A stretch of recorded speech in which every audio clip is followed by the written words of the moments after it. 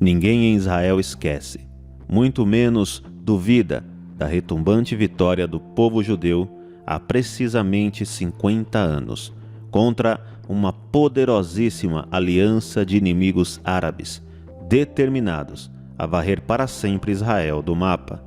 Falamos, obviamente, da mítica e inesquecível Guerra dos 6 Dias, travada entre 5 e 10 de junho de 1967, em que, contra toda a lógica e previsões, Israel, num verdadeiro papel de Davi contra Golias, confrontou e derrotou estrondosamente todos os seus vizinhos e inimigos árabes, no espaço de apenas 6 dias.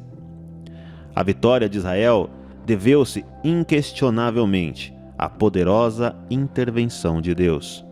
Quando a Guerra dos 6 Dias se iniciou, Israel contava com metade das tropas dos seus inimigos e encontrava-se bastante inferiorizado em termos de material bélico, comparativamente com as forças inimigas conjuntas do Egito, Síria, Iraque e Jordânia. Em todo o mundo, a expectativa era a de que Israel perderia a guerra, levando à sua óbvia aniquilação. Só que os seus inimigos não contavam com a intervenção divina a favor do seu povo eleito. No dia 5 de junho de 1967, a Força Aérea de Israel sobrevoou e destruiu, uma após outra, todas as bases aéreas egípcias, num espaço consecutivo de 3 horas. Crê-se que nenhuma das bases aéreas tentou ou conseguiu contatar as outras após os ataques. Um aviso preventivo sobre os ataques foi feito pela Jordânia, porém falhou, porque o Egito tinha alterado seus códigos de alerta exatamente no dia anterior. Esta tremenda vitória foi decisiva para o resultado da guerra. Quando questionado sobre a razão deste verdadeiro milagre, o então futuro presidente de Israel, Ezer Weizmann, ficou por momentos em silêncio e pouco tempo depois ergueu a sua cabeça e afirmou: "Foi o dedo de Deus." Previa-se que a batalha contra Siquém, na chamada margem ocidental, fosse uma das mais sangrentas.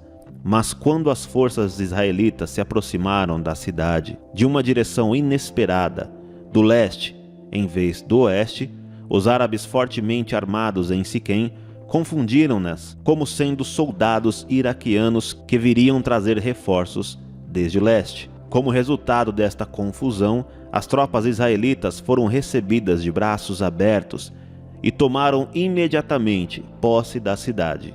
Isso ajudou Israel a conquistar o resto da margem ocidental com um mínimo de resistência.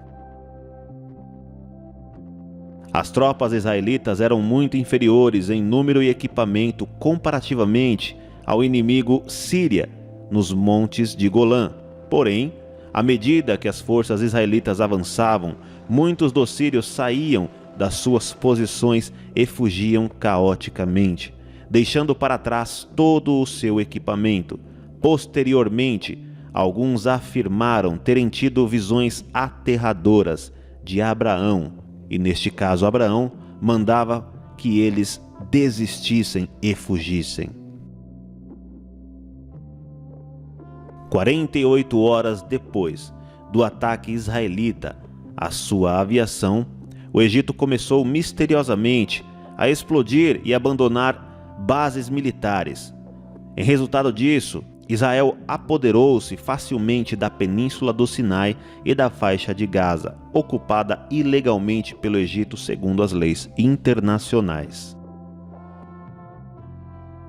Um caminhão israelita carregado de munições explosivas fundamentais para o rearmamento urgente das tropas israelitas, foi atingido diretamente por uma granada.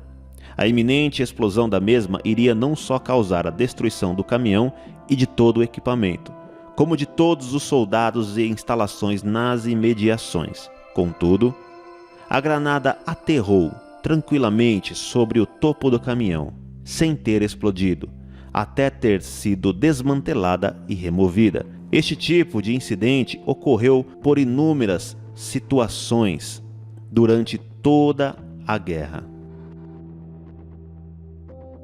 As pressões internacionais forçaram Israel a aceitar um cessar-fogo proposto pelo rei Hussein da Jordânia.